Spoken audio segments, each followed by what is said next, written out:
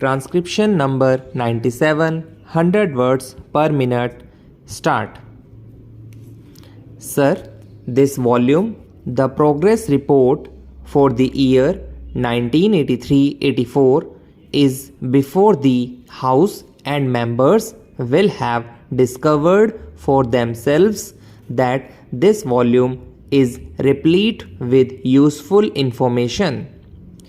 It consists of a large volume of facts and figures, and it is hardly necessary for me to make a lengthy introduction. This report is the basis of discussion now. I would make only one request to honorable members. They will have a lot to say about the various aspects of our economic situation and economic progress of the country.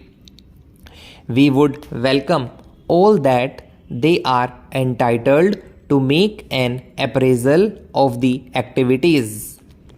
Let it be a critical appraisal, and I hope, sir, that it will also be a fair appraisal.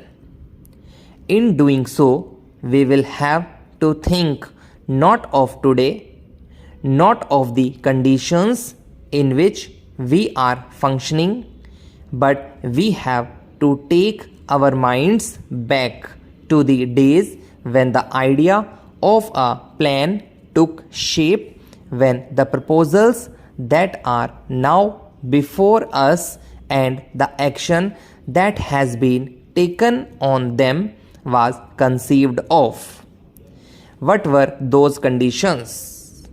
It will be very easy for all of us to recall the days of an anxiety through which we were passing then.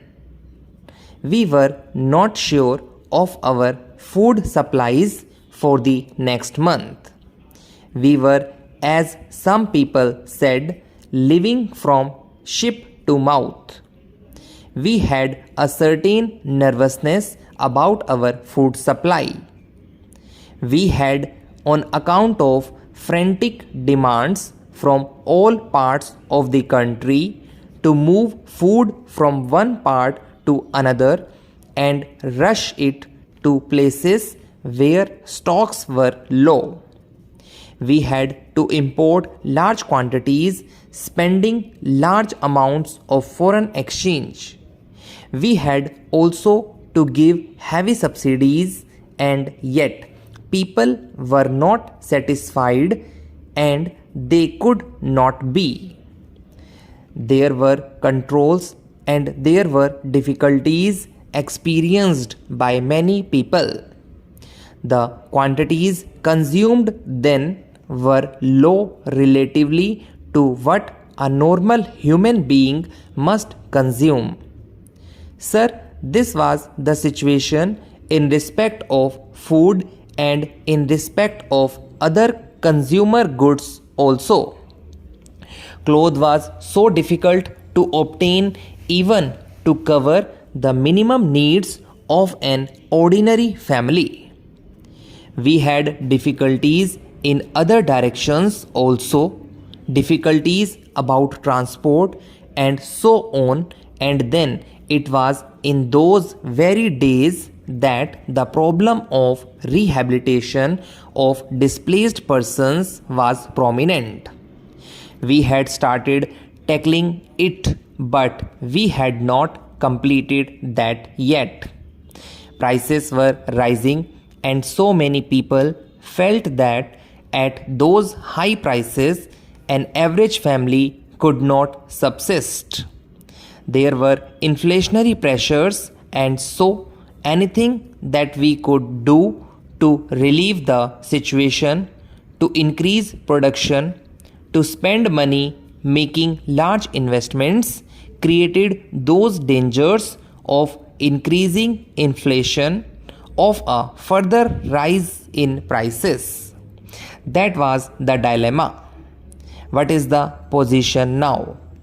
When we judge of ourselves today, we should not think of today. On the basis of conditions today, we determine the future and our future performance, but so far as the past is concerned, it is these conditions that determined our present. What is it that we find today? Our major headaches have been relieved. Nobody can say that food is scarce. Nobody can say that cloth is not to be had. In the matter of transport, we have greatly improved, and our position in several other directions has also improved. For these things, it is not necessary to give any figures. The thing is there in the air, and it is part of everybody's experience in the country that the difficulties and the anxieties have more or less gone, and that we can breathe freely and can think of the future with confidence. The chief difficulty both in industry and in agriculture was, of course, that there was not enough production. We were faced with the spectacles of high prices and scarcity of food, etc. Also, our industries were not running full capacity. Existing capacities were not being utilized. In the case of several industries, we were using only a part of that capacity. Therefore, agriculture was the key to the whole situation. We must produce more raw materials in order to run our industries well.